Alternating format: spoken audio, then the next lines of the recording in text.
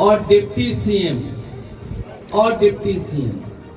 एक दूसरे का सर फोड़ रहे हैं। कभी आपने कल्पना नहीं की होगी, हिंदू धर्म के, सनातन धर्म के सबसे हमारे पूजनीय शंकराचार्य, उनके खिलाफ कोई बोल भी नहीं सकता था।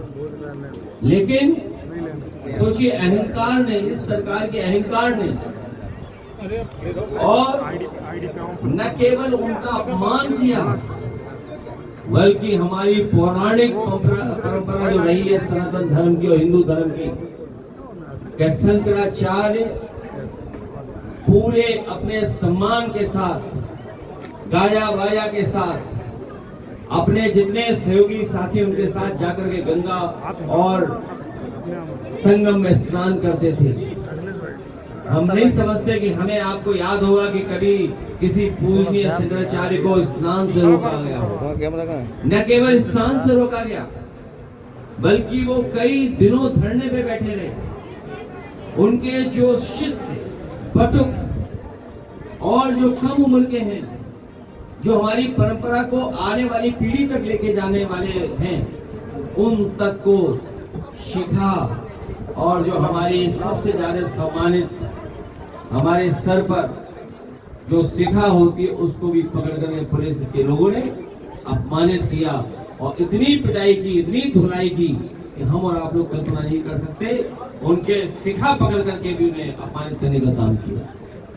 और फिर मुख्यमंत्री जी कितने होशियार है, सोचो, संविधान और कानून के पीछे छिप रहे हैं। जिस संविधान और कानून को कभी मुख्यमंत्री जी ने नहीं माना,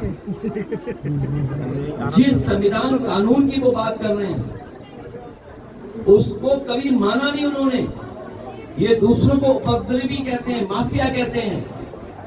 लेकिन 2017 के बाद अगर उन्होंने अपने मुकदमे वापस नहीं ले लिए होते और जो उन्होंने इलेक्शन कमीशन को दिया है अपना एफिडेविट, अगर एफिडेविट को हम देखते हैं तो अभी तक का इतना उपद्रवी कोई मुख्यमंत्री नहीं बना, इतने मुकदमे भी किसी मुख्यमंत्री में नहीं रहे जितने मुख्यमंत्री पर मुकदमे हैं। उन्होंने अपने मुकदमे वापस लिए। और जो लोग माफिया और कानून व्यवस्था की बात करते हैं, बांदा आपका दूर नहीं है। बगल के बांदा में स्क्रैप माफिया, सोचिए, स्क्रैप माफिया को जेल से भगा दिया। वो अलग बात है, कन्नौज में हमारे कंबल से 2 अपराधी भाग गए। उस समय पुलिस जश्न मना रही थी।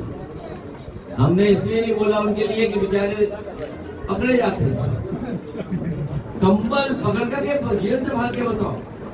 और उसी भागने को देख करके अधिकारियों ने मिलकर के स्क्रैप माफिया को बांदा से भगा दिया।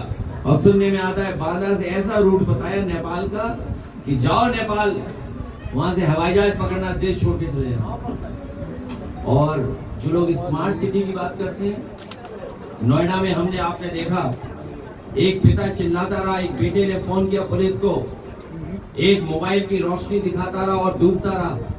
पुलिस के लोग पहुंचे, तमाम अधिकारी पहुंचे, लेकिन कोई उस पानी में नहीं उतरा। 2.5 घंटे तक वो इंतजार करता रहा, कोई उसकी जान बचाएगा। लेकिन पुलिस के लोग नहीं कूदे उसमें। वो इसलिए नहीं कूदे क्योंकि पानी बहुत ठंडा था और बेचारे उसकी जान चली गई। अभी जब आपने गोरखपुर के बारे में पढ़ा होगा, 14 साल का बच्चा जो साइकिल चला रहा था, सीखने निकला साइकिल, वो नाले में गिर गया और उस तरीके से उसकी जान चली गई।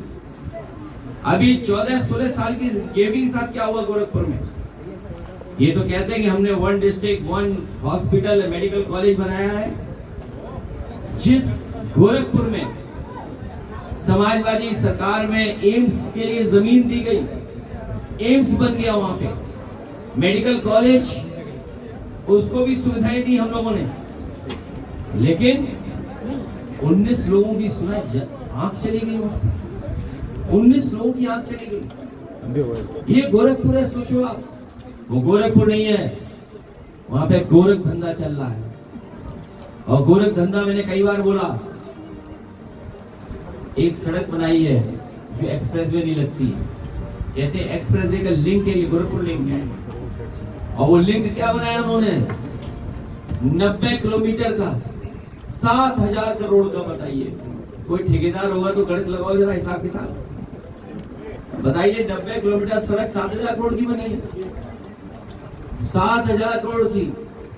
हाँ, कोई ठेकेदार अगर नया ठेका पाए, छोटा ठेका पाए, अगर वो मोटरसाइकिल लेके आए तो हम समझ जाते हैं छोटा काम कर रहा है, कोई छोटा ठेका मिला है। बड़ी गाड़ी लाएगा तो लगता है बड़ा ठेका मिला है। लेकिन बीजेपी के लोगों को जिनको ठेका मिला है, जिन्होंने एक्सप्रेसवे बनाए हैं, बुंदेलखंड तो देखा होगा आपने,